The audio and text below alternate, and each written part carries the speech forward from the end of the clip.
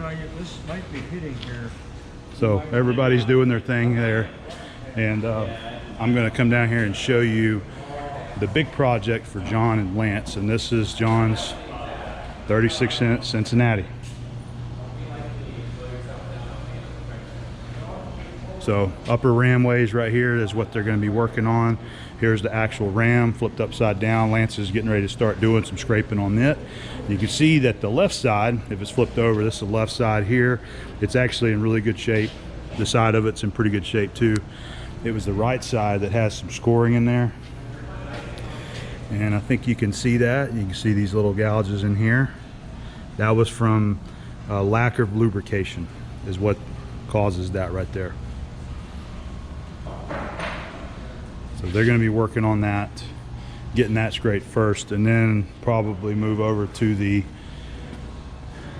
column here and then start working on this later.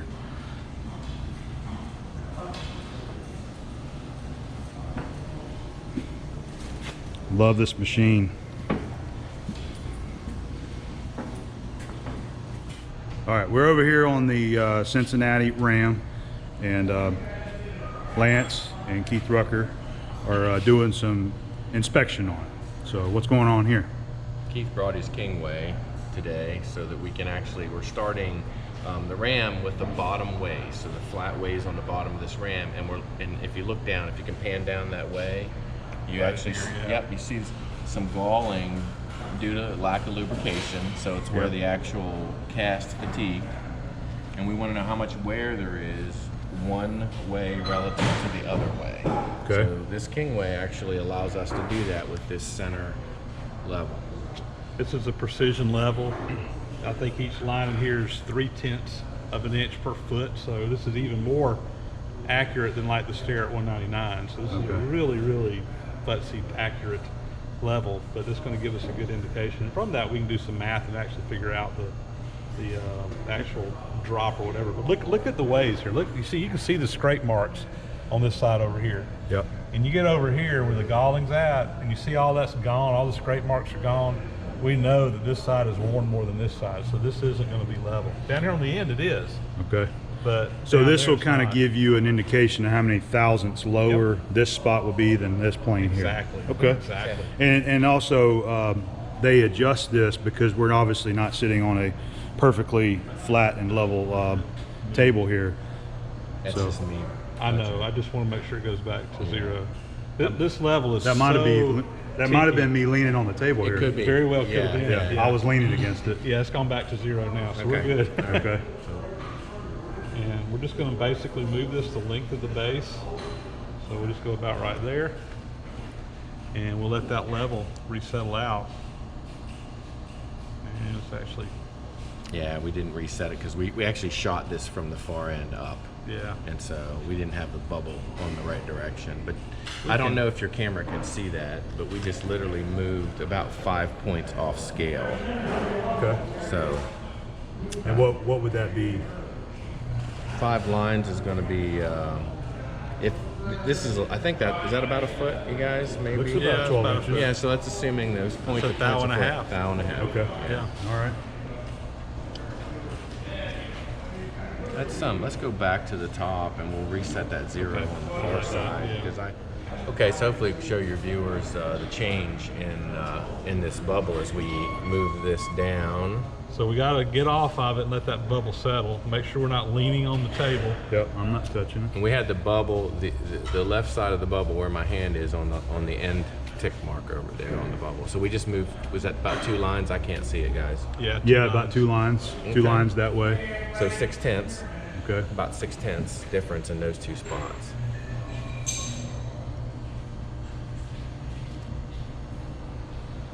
Another. Oh yeah, it's still settling. Oh yeah, it takes. And I actually was touching the table, so sorry about that. How many you Put got? 5 lines. I can't see it. Yeah, but so that's a five thou and a lines. half. That's 15. Thou and a half. 15 tenths. 15 tenths. Yeah. We call them in singles around here. Yeah. Yeah, we don't work in thousandths here. So we're coming up on 8. Is that right? 8 lines. Yeah. Yeah. So you're 2.4, 2.5, 2.4. So that is Yeah. showing quite a bit of We have 6,000 wear on this. whole run. Okay, this other side there. No, we already ran it and did the math, so. That's amazing.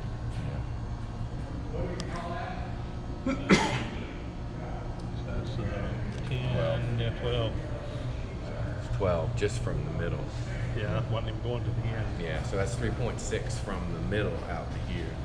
It's actually more wear than the resolution the bubble can measure. We have to do it in two We have steps. it, and- yeah. yeah. Yeah, so. But that tells us what we need to know. Do you, it's 2 feet, it would be, you can do the math, it'd be twice that. So, you know, you can figure out how much difference in height. We're not using an indicator, but a bubble level. Yeah, the only thing about bubbles is kind of suck. You gotta be careful with the temperature. You know, you don't wanna have sunlight shining on it or, that one checks You just- like this or that. And that, you're measuring the distance of the channel side, which is about 8 inches. So that's under the middle. Yeah. Back off here, let that level settle. You can see it's moving, it's moving, it's moving. We're gonna count, right, what we've been doing is just writing down how many, the bubble lines is moving. We'll do the math in a minute, but we're just counting like, so, what is that? 2 bubbles, 2 lines? And mark when he stops, we always go back to that same spot. Yeah. Oh, I right. usually make a mark on the ball side. Yeah, I've been marking with the number right there. So we have like where the ball stop is where the number is. That's how I do it. The guys are getting ready to do a print here. They've been scraping away. This is just a contrast color we're putting on here right now. Right. They've got a little bit of the red that they roll on there, and then they'll just kind of wipe it clean. Well, yeah, we want it to be smooth and not sticky. Right. And we're heavy printing right now, so this isn't. We're not finishing this. This is a heavy print. Yep.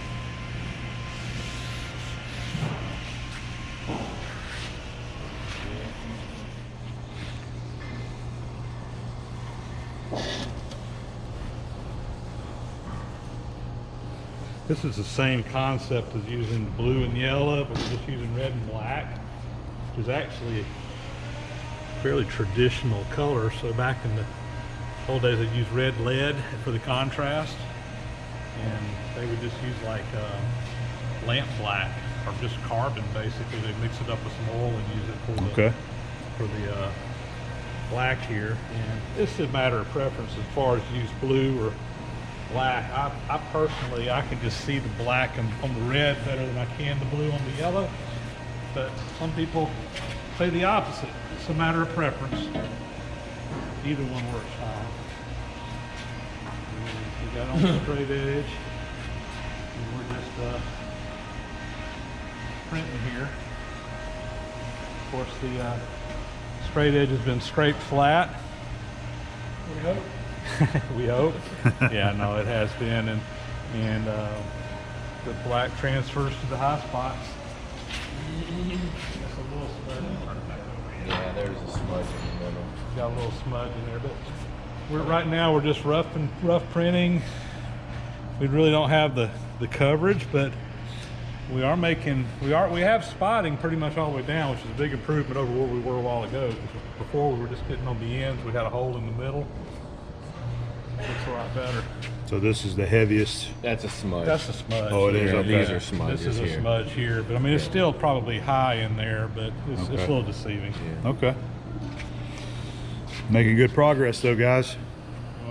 So have you talked about the Kingway in any of your other videos? No, I haven't ever talked about the Kingway, and I don't think I ever got a chance to even show it in a previous scraping video. So, although this looks like I'm leaning, somebody's leaning on the table more than me, maybe. Yeah, I'm, that's all right. I'm No worries. actually touching the table. We'll readjust it because I think we both were, and then. But this is not a level; it's a reference device, and all we're doing is using this device to reference these two surfaces to see if they're coplanar in the same plane. So as we go down, if there's any variation between these two surfaces, it's going to show up in that bubble. Each line is 3/10 3/10 per foot. And we have these almost 11.5 inches, so close enough. Yeah, okay. And yeah, I remember you just set it on there and then level it on one end. And then as you slide it down, you start taking your measurements according to the movement of the bubble. Right. And we're it's a comparator. We're Yeah. comparing the first measurement to the second measurement. Like I said, we're not really leveling anything. We're using a level to measure with. Yep. So now we all have to stay off the table. Yep. I'm trying not to touch it here. Ready? Yeah, good. So we'll move down. We'll look for the difference in the bubble.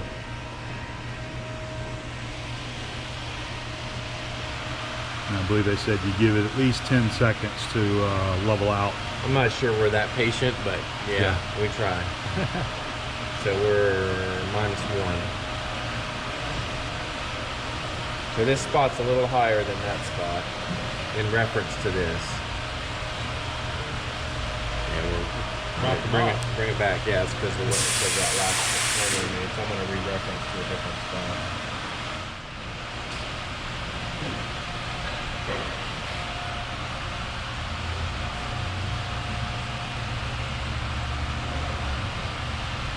-4. Let's see if the trend keeps up.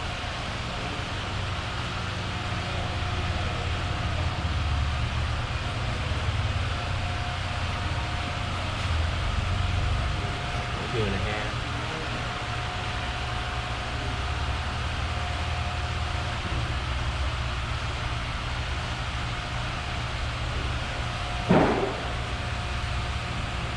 Two. Yeah, 2.5. That's 7.5 tenths. So yeah, so 3/4 of a thousand. we're 30% better than we need to be. You're approximately 7.5 tenths. Deviation over this whole surface. Reference to this surface now. That has nothing to do with this surface being flat. Okay. But we know this is pretty flat, right? We do because we printed it with a straight edge. But right now we're this over the whole length of this. What did we figure? 2/10 per foot. So it's about 1.1 thou is our tolerance, right? 68 inches. About that. Yeah, I'm spitballing. And we're 7/10. Yeah. Yeah. If you hadn't printed this, though, you could be zigging and zagging. Well, we could be running all over the ocean. And But- we are probably to some degree. But we're actually getting contact almost all the way Yeah. down here. So now, really, the next step is we need to scrape for contact, scrape for coverage. That's all. You tired of talking? I'm done talking. You're done talking. You're And done talking. thinking. And you're done doing I'm math. definitely done thinking. Done. All right. Well, I wanted them to talk just briefly here, Yeah. showing this inspection that they're doing on the top of the ramways using the Kingway. We're trying to reference the two flatways on the top of the shaper in terms of change in the two planes of the top of the shaper as we go down. And that's all the Kingway does. It's a comparator. I think we talked about it earlier. And we're seeing, is there a change in the flatness in terms of co-parallelism? Because John corrects me of that. They're not coplanar, but if they're they can be co-parallel. So anyway, we're checking these as we go down, and we just run the Kingway down. We've already referenced these tops, and we know that as these go down, this particular side drops in terms of its coplanarness. What do we decide? What is that? This side was 2 4 thousandths higher. 4.5 tenths. No, I'm talking about the tops right now. Yeah. 4.5 tenths lower on my side in the middle. But Almost half a thousand. thou. Yeah, almost half a thou. So right now we're referencing this on this blue dot. Actually, we're one line shy of the blue dot now. So we're just going to move down. We call that I zero. like to move it the length of these feet. So you see that distance there. So what I do is I kind of visually put it in my mind where that spot is right there, and I'm going to move my thumb right on top of where that other one was. And that's kind of because of this is the distance we are. That's the distance I like to move it. Okay. So the relative wear or the relative difference in flatness between these two, that hadn't changed at all. And if you look up here, these black numbers, blue numbers. The blue numbers are for the inside ways. Okay. So he's gonna move it another, whatever that is, 8 Whatever that inches. is, yeah. And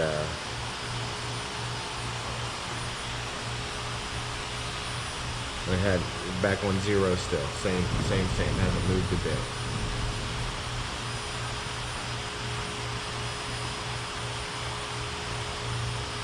Now that, if you can see it in your camera, that's moved 1 line. So It's not what did gonna, we decide? it's not gonna pick up Yeah. the flashlight Okay. on it. Yeah, so Yeah, there you we did the math. These bubbles are 3/10,000ths of an inch per foot. This is about 9 inches, so it's not a foot. So we did the math. It's about 2 1/4 10/10,000ths of an inch per line. Yeah. The way we got it set up right now. And so this side dropped relative to that side to 10,000. 2/10, yeah. Okay.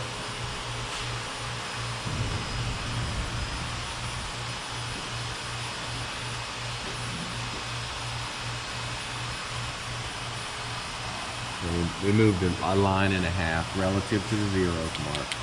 That's about half of. Little less than 3.5 tenths. That's right. A little less than 3.5 tenths.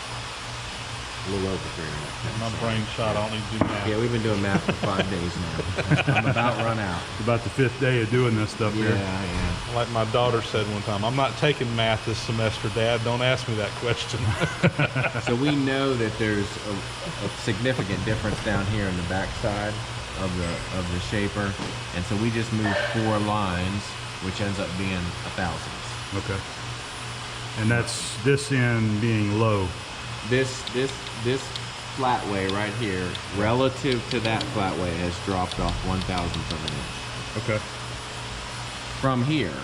Now these from, two from the start here. from the start, and as John pointed out earlier, these two aren't necessarily coplanar right now.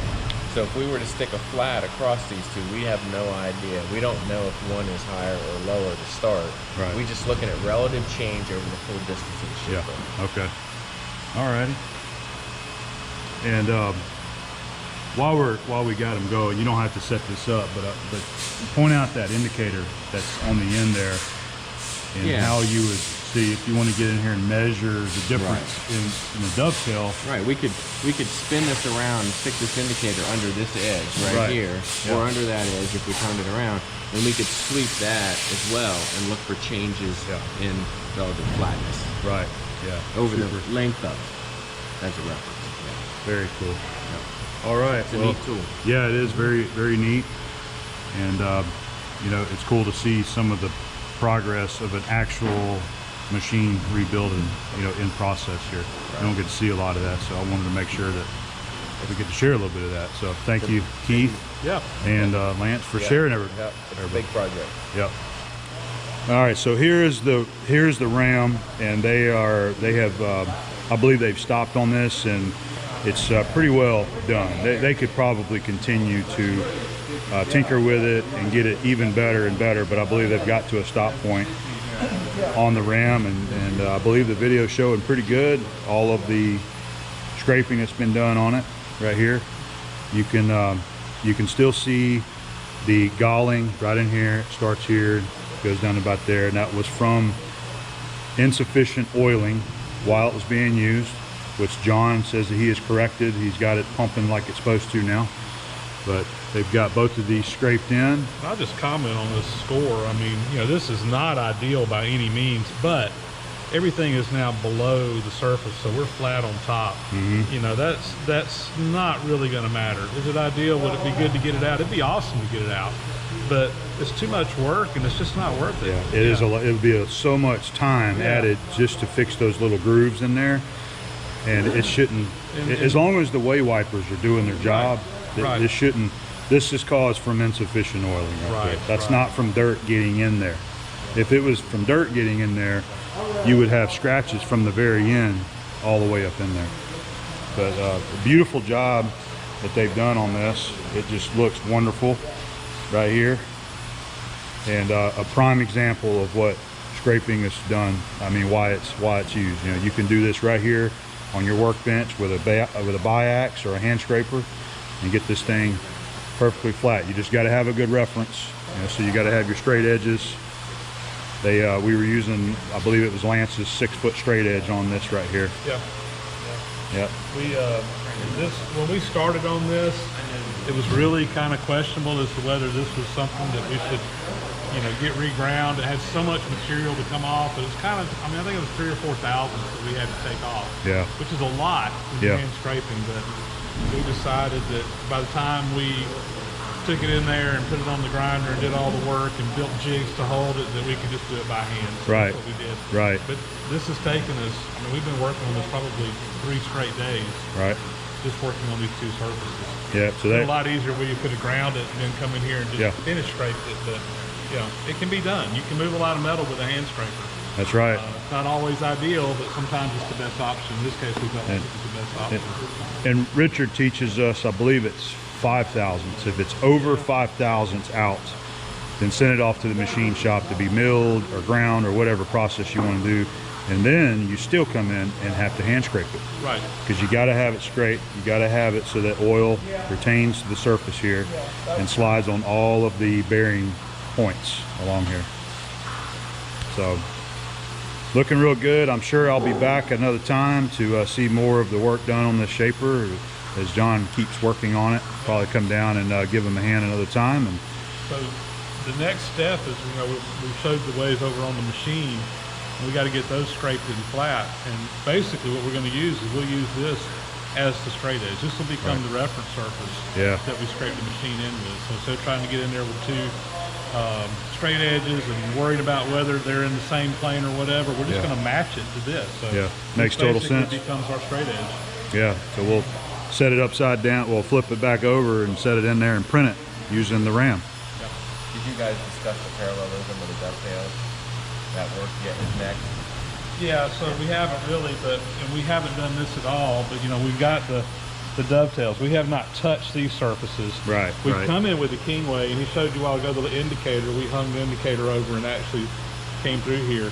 These dovetails are fairly parallel. This is the back of the machine, that's the front. Can't get them out. Yeah, really about in here, they're fairly parallel, then they start shrinking in. When you get down here to the end, it shrinks in a bunch. This is where all the work was done on the machine, so this is where you got more wear. And it's about 2 thousandths per side. So we're gonna have to scrape off about 2 thousandths from about here out to get everything in there. We'll have to do some step scraping or whatever. I'll have to do that on both sides. Yeah. It's gonna be important that we have these dovetails parallel to one another the whole way. If you don't, it's gonna get tight when it goes, if you get the other side just right, it's gonna get tight as it moves back and forth. Yep. Still a lot of scraping going on. Yeah, A lot. It's just like a cross slide on the lathe. Yeah. What it is. So if it's Just a not lot bigger. parallel, it's going to bind up. It's got a lot more inertia. All right, well, thanks for all the explanations, guys. I'm sure they're enjoying that, and good learning lessons right here. So this is John's surface grinder. This is it's for a Herrig 618 surface grinder. This is the table flipped upside down. We're looking at the ways there. Here's the actual machine. And they have been, him and Lance have been working on this, getting the ways scraped in, and they're using this is Keith Rucker's small version of a Kingway, and measuring the variation in height and differences of the 2 ways. I believe they got it within a couple of tenths being straight. But what I wanted to show, Richard thought this would be a good thing to show. These are both his straight edges that I machined. You got the HK24 and the HKA24. The A having the angle, the dovetail on there. And what he wanted to point out was the difference between the 2 when you're trying to use them for certain jobs. So the HK24 is more narrow, you can see. So good for lathe bedways and narrow ways. You can see you got a rack in here. And also, it's much lighter, okay? This is not near as heavy as the HKA24 or any of the dovetail models there. So you've got more weight, but also, you see right there, see how much wider it is? So that's one of the differences between the 2. It's when you're doing this kind of work, it's good to have both, because you're gonna have jobs where you need the angle or the wider base there, or sometimes you just need the more narrow base there as well. So, and this is, they have turkited, they've added turkite to the ways, both the V-way and the flat way, and scraped it in. And I believe they've got it pretty close. So just hinging, this is my straight edge. So I thought that was pretty cool that they brought this in here to use. It's actually hinging pretty nicely.